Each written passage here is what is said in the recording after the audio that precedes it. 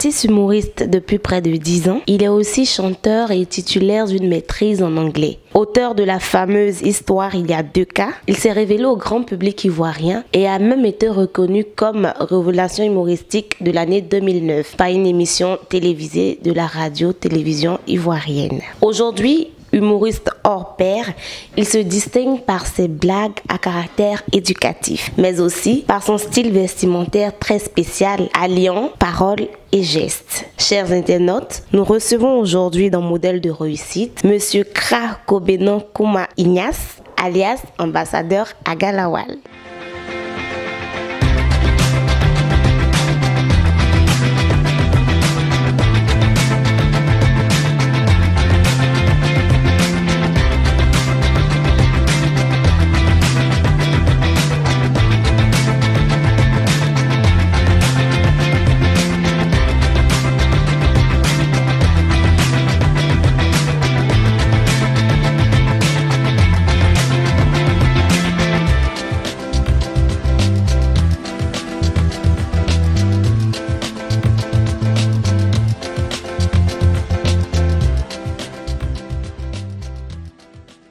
Bonjour Aga Lawal. Alors, bonjour madame. Ai-je omis quelque chose dans votre présentation? Non, vous avez tout dit. C'est vraiment tellement bien dit que j'ai pas l'impression que vous avez oublié quelque chose. D'accord. En tout cas, merci de nous recevoir dans votre belle demeure. Alors, dites-nous pourquoi avoir choisi ce pseudonyme Aga Lawal? Aga Lawal, c'est pas moi qui l'ai choisi, ça m'a été imposé par des amis qui voulaient un peu comme ça me titiller par des moqueries sur un terrain de football où on voulait me taquiner en me donnant le nom d'un grand footballeur qu'on appelait, je crois, Garba Lawal, c'est un Nigérien. Donc c'est par abus que c'est devenu Aga Lawal. Sinon c'était Garba Lawal au départ. Voilà, c'est un peu ça. Alors, on remarque que sur scène, vous avez un style vestimentaire très particulier. Est-ce qu'il y a une histoire qui se cache derrière?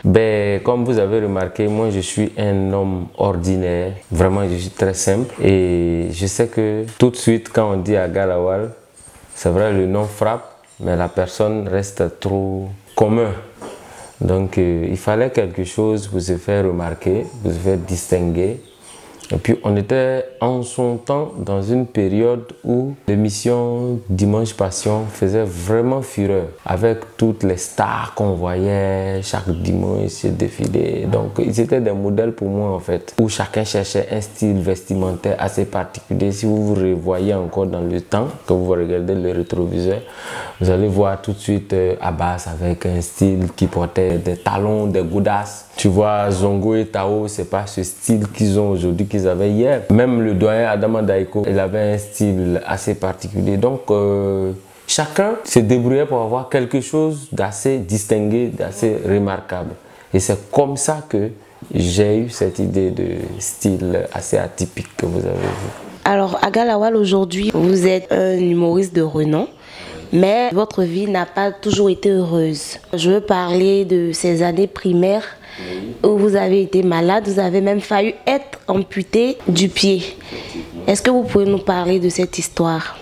C'est la première fois que j'ai l'occasion de parler un peu de cette expérience assez malheureuse. Ça a vraiment marqué ma vie. Ça fait que quand je marche, les gens ils ont le sentiment que je fais le malin, je me joue le dangereux. Non, c'est parce que j'ai un petit handicap. Mais bon, Dieu a fait que ça n'a pas été aussi dramatique. Sinon, c'était déjà dans les années 92 où je faisais la classe de CM1. Et puis ma première année déjà, parce que j'ai fait 2 fois la classe de CM1 à cause de ce malheur-là. Donc je me rappelle bien, je partais au champ. En son temps, toi tu ne te rappelles pas certainement, mais avant on partait à l'école le samedi matin. Et c'est toi-même là, tu as connu ça. On va pas couper ça, tu es trop jeune.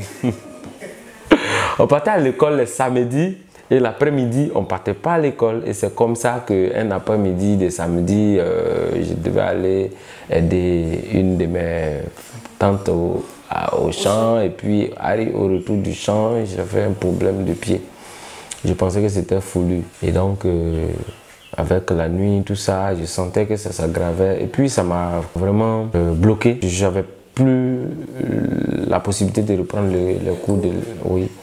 Et puis, avec le développement de la maladie, il y a, comme par hasard, mon beau-père, le mari de ma maman, qui a eu vent de l'affaire qui m'avait fait venir. Et c'est là que on m'avait révélé que non, c'est un serpent qui t'a piqué. Pourtant, moi, je n'ai pas vu le serpent. Donc, ça rongeait le pied, tout et tout. Vraiment, je ne pouvais pas marcher. J'étais pratiquement... Je peux dire que j'étais pratiquement mort.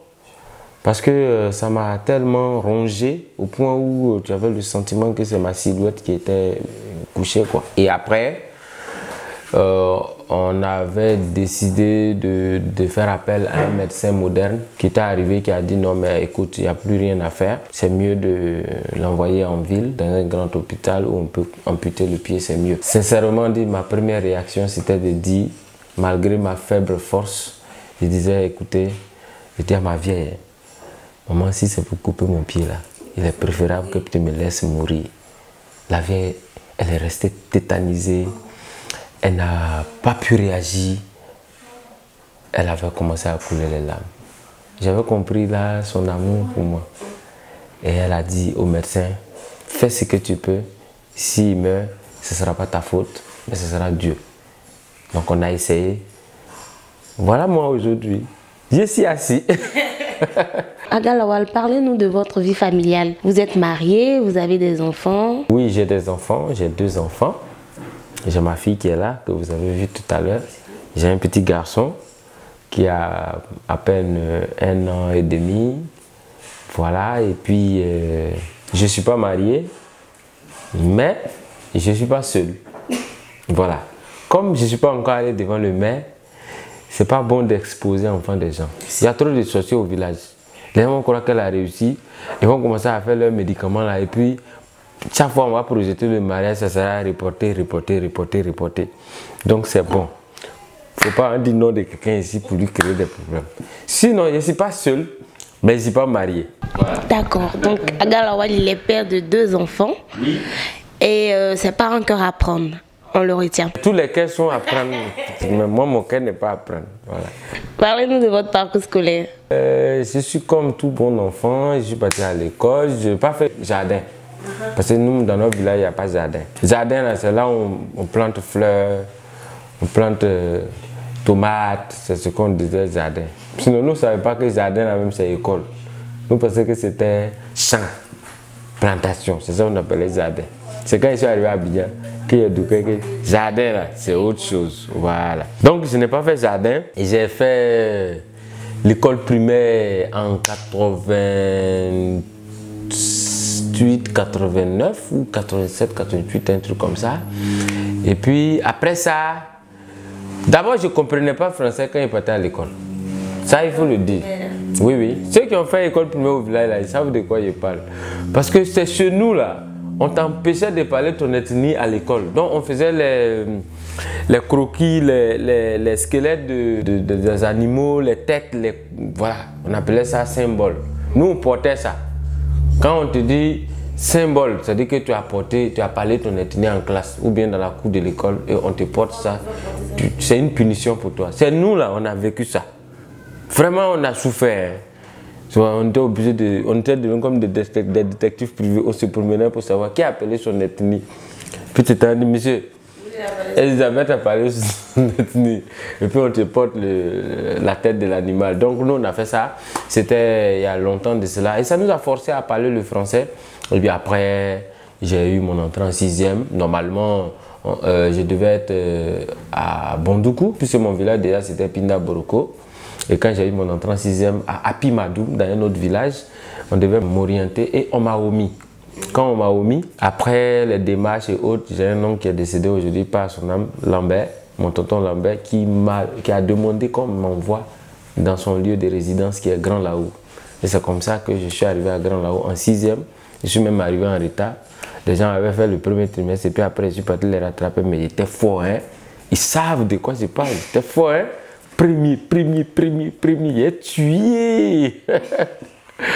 Donc après ça, j'ai fait la classe de 3e. à Grand Laou là-bas, j'ai eu mon BEPC et puis après j'ai eu le bac à Grand Laou aussi. C'est après le bac que je suis arrivé à Abidjan pour faire l'université de Cocody, qui est aujourd'hui l'université Félix Houphouët-Boigny. Voilà, c'est un peu ça. D'accord. Et donc vous obtenez une maîtrise en anglais en 2009. En 2009, non, 2008-2009. Oui, 2008-2009, j'ai fini l'université parce que je faisais une maîtrise appliquée.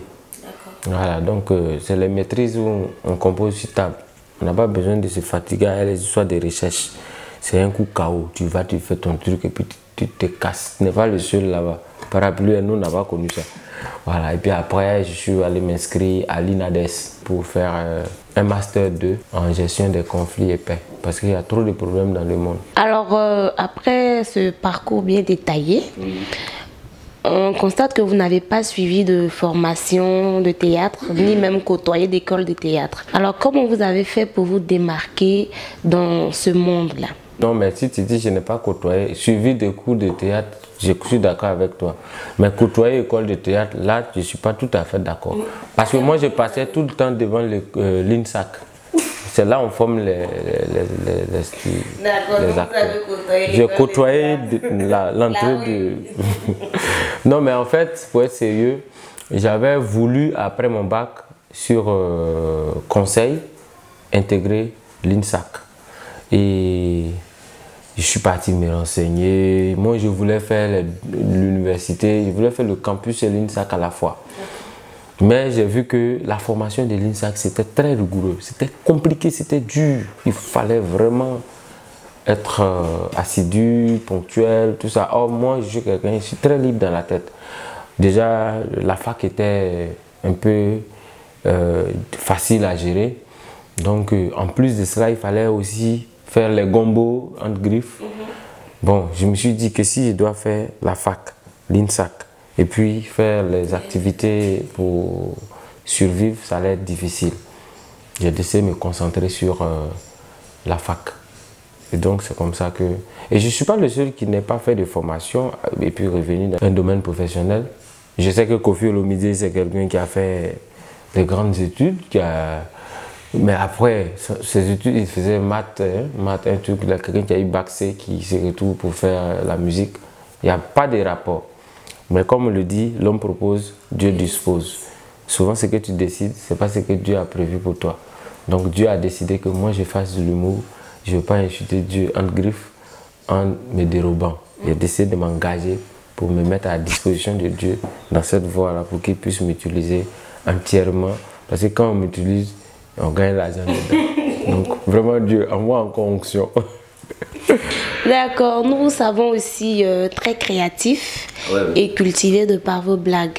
Dites-nous, où est-ce que vous tirez votre source d'inspiration et qui est votre modèle dans le monde de l'humour? Ben, je ne peux pas dire que j'ai un modèle, mais ma source d'inspiration, c'est pas... Moi, si vous suivez effectivement mes créations, mes histoires, c'est l'actualité que moi j'aime exploiter.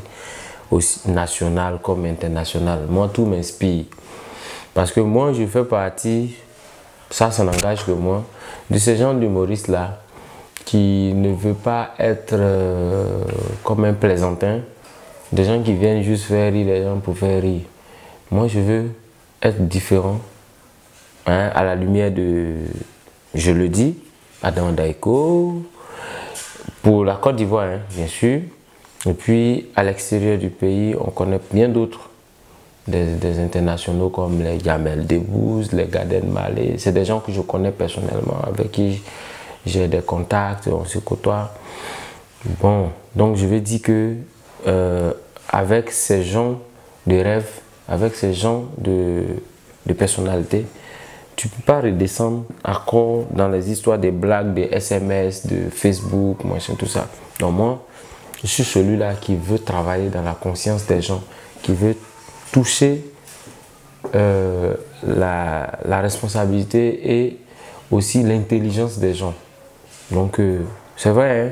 Moi je n'ai pas dit que ce que je fais c'est meilleur, mais je pense que j'ai choisi juste ça pour me faire entendre, pour véhiculer un message.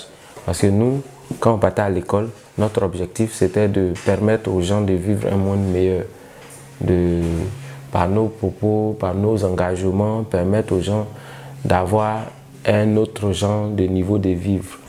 Donc, quand on fait l'humour, c'est pour passer un message. On fait rire les gens sur leurs difficultés, sur les ratés de la société. Ça peut être politique, ça peut être social et autres. Voilà.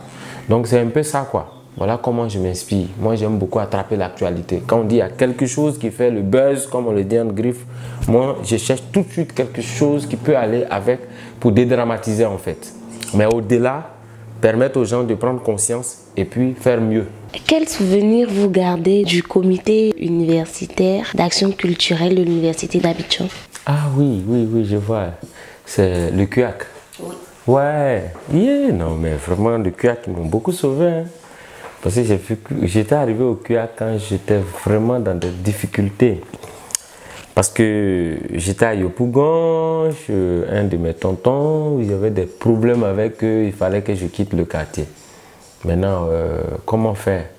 Heureusement que j'avais déjà contact avec le président, Bamba Siaka, s'il me regarde. Voilà, que je côtoyais bien et par mes services, vraiment toute l'équipe m'appréciait. Donc, quand j'avais des difficultés, je l'ai appelé un matin, je lui ai dit, ah, président, moi ici, il y a des problèmes, hein. Il n'y a pas de maison pour dormir. Donc, si tu ne trouves pas de maison pour moi, c'est sûr que moi, tu ne vas plus me voir dans tes entreprises. Il a dit, non, mais c'est pas possible, viens. La même nuit, là, il m'a trouvé une chambre au campus.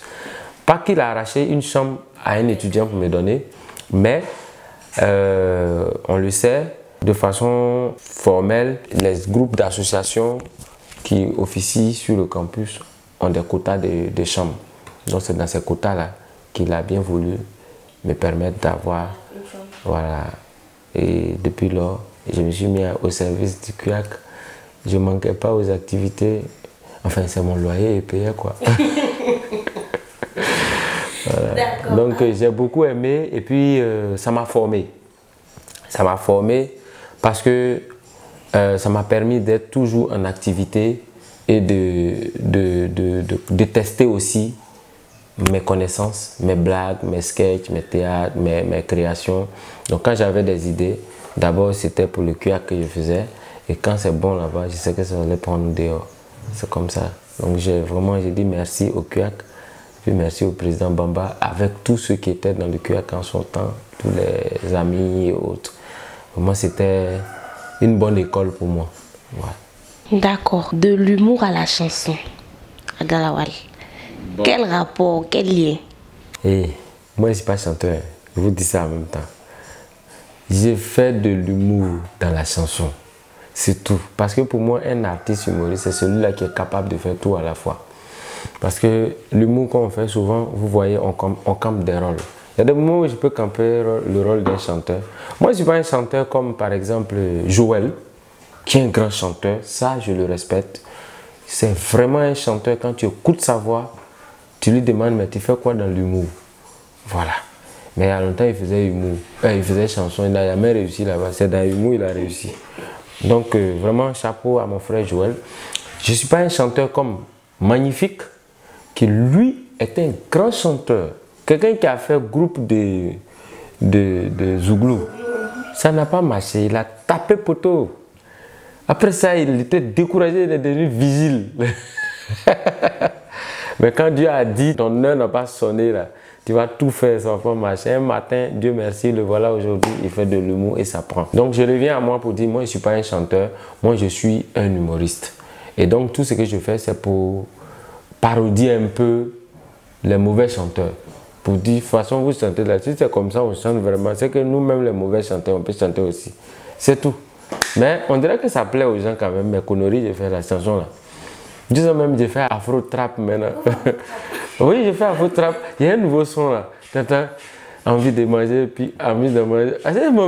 C'est le seul chanteur qui n'arrive pas à reprendre ses propres chansons. Envie de manger pizza, dormir dans les grands hôtels, mougler dans les belles voitures, ascender d'oxy yao. C'est l'argent qui fait défaut. La galère m'a pris photo. Galère, oh, galère, galère, galère.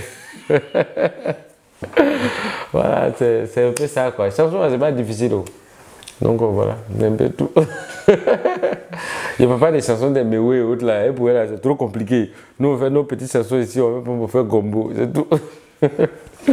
Alors, Agalawa, nos internautes ont envie de savoir, vous vivez dans une belle maison, vous avez une grosse voiture. Est-ce que vous vivez uniquement de l'humour?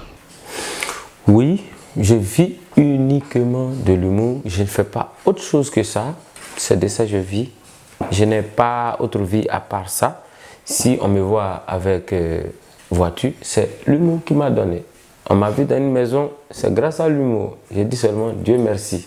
D'accord, donc vous pouvez affirmer que l'humour en Côte d'Ivoire nourrit son homme. Oui, ceux qui font de l'humour sérieux, ils vivent de leur art. Si vous voulez plaire juste aux camarades de quartier, vous allez dire que l'humour est ingrat. Non, parce que tu veux faire rire tout le monde avant d'aller à ton propre spectacle. Mais qui va venir rire à la fin? Parce qu'il faut qu'on arrive à accompagner les vieux pères qui ont commencé et qui nous ont donné la voix. Je parle de Daiko, qui lui aujourd'hui fait partie de ceux qui ont rehaussé le niveau de l'humour en Côte d'Ivoire, aussi bien au plan professionnel comme salarial. Avant, quand on appelait les humoristes, c'est pour dire on a fini de manger, il faut venir appeler les humoristes, il faut venir nous faire rire un peu. Pour te donner 20 000, 15 000 pour ton transport. Il y a des gens même qui sont arrivés à des cérémonies où on leur dit vous, c'est quoi vous faites? On dit nous, c'est les comédiens. Oh, vous, c'est les comédiens. Bon, mettez-vous là-bas. Ici, là, c'est la place des artistes. Yodé Siro, vous êtes où? Venez vous asseoir à votre place. Donc, il y avait les artistes et puis il y avait les comédiens. Mais il y a des gens qui ont vraiment amené tout le monde aujourd'hui à comprendre que les humoristes sont à la même échelle que ceux qu'ils appellent les artistes chanteurs et autres. Aujourd'hui, nous tous, on lutte les plateformes. Quand on dit aujourd'hui une cérémonie sérieuse, on ne peut pas faire une programmation sans mettre un seul humoriste dedans. Et on a les mêmes cachets. Ils prennent millions, nous aussi on prend millions. Vous avez compris, non? Ah, ça se voit, non? Voilà. Donc nous là, on n'est pas dans les détails, hein. Nous, on se prend au sérieux. Si tu te prends au sérieux, tu vas vivre de ton art. Si tu veux faire de l'humour pour plaire au quartier, il n'y a pas de souci. Tu vas faire rire le quartier, tu vas faire rire Abidjan, tu vas faire rire toute la Côte d'Ivoire, mais personne ne va te retenir. Tu seras qu'un plaisantin, un bouffon, un pitre. Donc ce que je veux dire, c'est que si tu fais quelque chose qui plaît un peu, que tu penses que c'est de ça, tu veux vivre, prends ça au sérieux. Il faut avoir un profil de carrière, il faut avoir une ligne de projection pour savoir où tu veux partir réellement. De sorte qu'un jour, tu puisses aussi donner rendez-vous à des gens dans des lieux pour donner ton savoir-faire. Et les gens vont te respecter pour ça. Moi, je pense que c'est ça, quoi. Alors, après votre spectacle à succès intitulé Rendez-vous à l'ambassade, qui a eu lieu le 11 mars dernier, est-ce que vous avez d'autres projets de carrière? Oui, mais la carrière d'un artiste ne s'arrête pas à un seul spectacle. Bah, d'ailleurs, on n'avait pas... C'est ce qu'eux, ils ont vu. Mais sinon, on a fait plus grand que ça avant d'arriver à ce spectacle. Mais je veux dire que c'est perpétuel, c'est permanent, c'est au quotidien. Il faut toujours avoir des idées parce qu'aujourd'hui, avec les gens qui sont très ingénieux dans les créations, tout ça, les artistes, à la fin quand ils sortent album 2 jours. Chaque 2 jours, il fait album. Donc si toi, tu ne tiens pas la route, tu ne t'accroches pas, tu seras dépassé. Si tu finis de faire un spectacle et puis tu penses que non, tu as tout gagné, c'est avant. Sinon, actuellement, quand tu finis de faire un spectacle, tu es sur la scène, mais tu es en train de projeter d'autres spectacles. Et chaque spectacle est un casting pour conquérir d'autres cœurs. Parce qu'il y a des gens qui viennent juste par curiosité. Si tu arrives à les convaincre, c'est ceux-là qui seront finalement tes chargés de mission. C'est eux qui vont faire ton marketing pour pouvoir convaincre ceux qui n'ont pas cru en toi. Donc quand tu finis un spectacle, tu penses à autre chose. Mais c'est comme ça que moi je suis en train de projeter d'autres projets pour ceux qui n'ont pas pu être là, par exemple à l'intérieur du pays. Il faut qu'on arrive à leur donner aussi leur plaisir. Donc on est en train de réfléchir à ça avec les sponsors et autres qui étaient sur l'événement. Voilà. Alors Agalawal, vous avez fait une formation en anglais et aujourd'hui vous êtes humoriste. Dites-moi, qu'est-ce que vous pensez de l'entrepreneuriat jeune en Côte d'Ivoire? Ok, thank you for your question. Tu sais, ils ont dit que j'ai fait anglais. S'il ne parle pas petit anglais, ils vont dire, mais depuis on a dit qu'il a fait anglais, mais il n'a jamais dit un mot anglais. Ok, I can speak English, so don't worry for me. Hein? Oui, ok. As the question is in French, I want to answer the question in French. Hein? Voilà, merci beaucoup. C'était juste pour les Anango qui regardent. Merci beaucoup, Ghanaian people. I love you. Peace and love for you. Thank you very much. À mon avis, peut-être chacun a son regard sur la question. Mais c'est parce que les gens manquent d'initiative. Peut-être qu'aujourd'hui on parle d'immigration, les gens ils courent, ils s'en vont en Europe. Il y a d'autres qui quittent le village pour venir en ville, ils sont dépaysés et puis ils sont perdus. Donc je pense que le gouvernement, surtout les autorités gouvernementales, devraient travailler dans ce sens, donner les moyens à la jeunesse pour qu'ils puissent avoir leur dignité, leur responsabilité, c'est-à-dire s'assumer.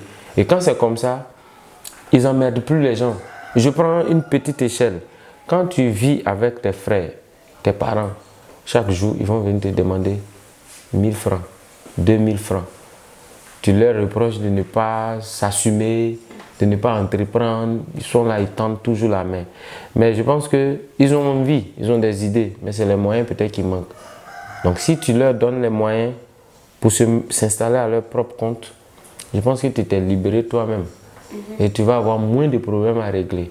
Donc si le gouvernement, si les politiciens qui ont le pouvoir, s'ils essayent de mettre et de développer des projets dans ce sens, permettre à la jeunesse ivoirienne et africaine en général de pouvoir s'installer à leur propre compte, avoir les moyens pour s'installer et s'assumer, je pense qu'on ne va plus entendre quelqu'un dire « je m'en vais en France ». Tu vas le faire quoi en France? France, tu es là-bas, même quand il va là-bas 2 jours, j'ai envie de rentrer chez moi. Parce qu'il n'y a rien. Tu n'as pas fait l'école, tu t'en t'assois là-bas, là. Tu vas faire quoi? Ce que tu n'as jamais voulu faire ici, là, c'est ce que tu vas aller faire. Tu vas ramasser caca des vieilles femmes. Tu vas laver cadavres. Bon. Avec ça, quand tu viens ici, tu fais malin, tu dis, toi, tu fais pharo. Moi, je suis plus pharo que toi ici. Donc, je veux dire que si vraiment on a les moyens, c'est mieux de s'installer et de s'assumer, de faire nos propres business. C'est encore mieux. Ce n'est pas tout le monde qui peut travailler dans le bureau. Donc, j'encourage ça. Moi, d'ailleurs, je suis peut-être un modèle dans ce sens. Moi, je suis peut-être à l'école, d'accord, mais si je voulais passer mon temps à passer concours, j'ai l'honneur, machin, regarde mes CV. Le désert a commencé à s'installer, regarde. Les chauds de forts n'ont pas suivi, les gens ont coupé tous les gros arbres. Donc, ça, à un moment donné, tout ça va arriver ici. On dirait d'un camp. Et puis, tu ne travailles pas, tu dors dans le salon des gens. Chaque matin, le gars, il passe, il mâche tes pieds. Et puis, il passe, tu ne peux pas parler. Et puis, tu ne peux pas manger ce que tu veux. On va t'insulter. Donc, vraiment, j'exhorte toute la jeunesse ivoirienne, parce que ce sont mes parents, à s'assumer, à prendre leurs propres engagements, à essayer de voir si tu peux gérer une petite cabine. Un peu, ça va arriver. Si tu peux faire un petit truc qui peut te permettre de manger, on ramasse les poubelles et autres là. Moi, je vendais Poki avant. Tu sais ce qu'on appelle Poki? On met sonnerie de vélo, péco, péco, péco, péco, avec glacier sur mon cou. Moi, je vendais ça pendant les vacances parce que moi, là, mes parents ne m'ont pas gâté. Ils ne me donnent pas 5 francs pour dire va payer chaussures. Moi, je n'avais pas portable. Nous, on ne connaissait pas faire des broutelles, tout ça, là, nous, on connaissait ça. Bon, attends. On parle de mon avenir, il y a quoi? Excusez-moi. Hein. Allô? Oui. Bonjour, Kona Fortunas. Bon, laisse-moi te rappeler, je suis en interview, pardon. Voilà, merci beaucoup. Voilà, c'est ça, c'est sorcier là. Depuis le village, déjà, on m'appelle. Ok, donc voilà ce que je peux dire là-dedans. Alors, il y a un internaute qui nous a dit qu'il souhaiterait entamer une carrière humoristique internationale comme la tienne. Il veut commencer déjà international. Il va commencer au campement d'abord. Alors, quel conseil on peut lui donner à cet internaute-là? Oh, moi, je l'encourage parce qu'aujourd'hui, il y a de la place dans l'humour. Et puis, chacun a sa place, quoi. C'est ceux qui bossent qui peuvent se maintenir.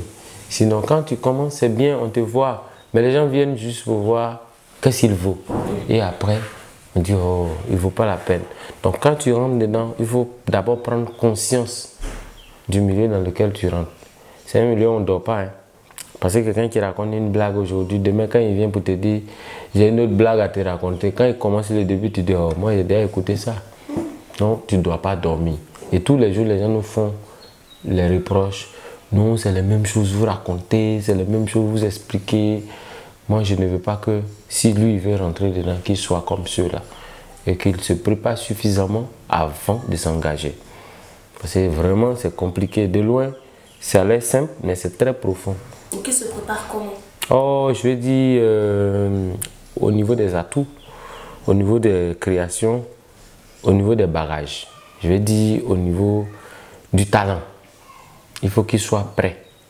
Parce que quand on ne te connaît pas, tout le monde court vers toi. Mais une fois qu'on te connaît, on veut savoir ce que tu vaux maintenant. Mais si tu viens et que, comme je l'ai dit là, à chaque fois c'est la même chose. Si moi je dis aujourd'hui j'ai un spectacle et puis tu es venu, tu as regardé, ça t'a plu. Tu dis non, à Galawal c'est le las.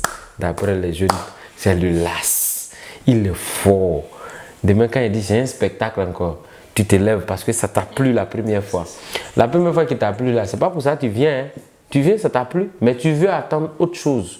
Et tu arrives, et puis c'est la même chose. Toi-même, tu te lèves avant la fin du spectacle. Donc, il faut vraiment être suffisamment préparé parce que c'est comme un combat qu'on mène. Il faut être fort. Donc, je lui dis seulement, il faut te préparer. Il faut être endurant. Il faut être viril. Parce que quand tu rentres dedans, en tout cas, il faut être viril. Alors, si la réussite était le résultat d'une formule à 3 éléments, que seraient ces éléments-là pour vous? Ça, tu m'as vu. Hein. Je pense que la réussite est un résultat. Et si c'est un résultat, ça veut dire qu'il faut faire une opération mathématique. Tu vois, non? C'est une addition simplement. Pour moi, c'est intelligence plus sagesse plus abnégation égale à réussite. Pourquoi sagesse? Pourquoi abnégation? Parce que tu ne vas pas voir quelqu'un qui fait de l'idiotie à qui on va dire on veut t'aider. On n'aide que les meilleurs, on n'aide que les excellents. Si tu n'es pas intelligent, si tu n'arrives pas à défendre tes propres projets, personne ne va t'écouter. Maintenant, en plus des projets et de l'intelligence que tu as, il faut être sage. Parce qu'il y a des gens qui sont très intelligents, comme par exemple à l'école, on dit « Ah, lui, il est intelligent ». Mais on ne peut jamais l'associer à un projet sérieux. Parce que il est bien, il a des bonnes productions, mais il ne peut pas conseiller quelqu'un. En plus de tout ça, il faut avoir la ténacité, il faut avoir vraiment la patience, puis le courage. C'est ça que j'appelle l'abnégation. Donc, au résumé de tout ça, ça va donner intelligence, sagesse, abnégation égale réussite. Alors, Agalawal, tu vas nous faire une blague sur l'entrepreneuriat pour dire au revoir à nos internautes. Bon, vraiment, comme on est dans le milieu, on parle d'entrepreneuriat, toi tu m'appelles. Il faut entreprendre toi aussi. Voilà. Alors, je dis toujours, on reproche aux jeunes Africains de ne pas entreprendre. Mais quand nous-mêmes on entreprend, souvent il y a des obstacles, c'est difficile. En Europe, c'est facile. Aux États-Unis, c'est aisé. Par exemple, quand tu cherches travail aux États-Unis, quand tu arrives, DRH là, il te reçoit et puis il te demande tout de suite, tu as quel diplôme? Et puis tu dis, voilà, diplôme que c'est. Quand il dit déjà, tu as quel diplôme, ça veut dire qu'il est disposé à t'aider dans ton domaine. Maintenant, quand tu arrives en France, c'est différent encore. Quand tu viens chercher travail, on s'en fout des diplômes que tu as. On te demande, tu sais faire quoi? C'est-à-dire que, quel que soit ce que tu sais faire, il y a son travail. Même si tu n'as pas de diplôme. Mais c'est nous, en Afrique,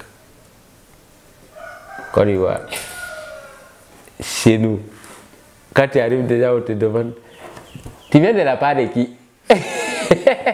Si tu n'as pas compris, ça veut dire, qui t'a envoyé? Ah, d'accord. C'est pour te dire, mon cher, tu peux avoir un diplôme, mais ça ne suffit pas. Si tu pousses trop, on te demande, tu parles quelle étude? C'est pour taquiner, hein? C'est pas méchant, c'est juste pour dire, voilà. Ce que les gens disent en bas là-bas, c'est ce que j'ai dit en haut ici pour vous. Pour dire, si vous faites ça, changez. Comme ça, nous tous là, on va avoir travail. Parce que nous aussi, on veut entreprendre. Entrepreneuriat, c'est ça. Merci de nous avoir suivis. Comme vous l'avez bien remarqué, nous étions avec Agalawal, grand humoriste, de la Côte d'Ivoire internationale maintenant. Comme il a dit, le résultat de la réussite pour lui, intelligence, sagesse, abnégation. Merci, au revoir et à très bientôt pour une nouvelle émission.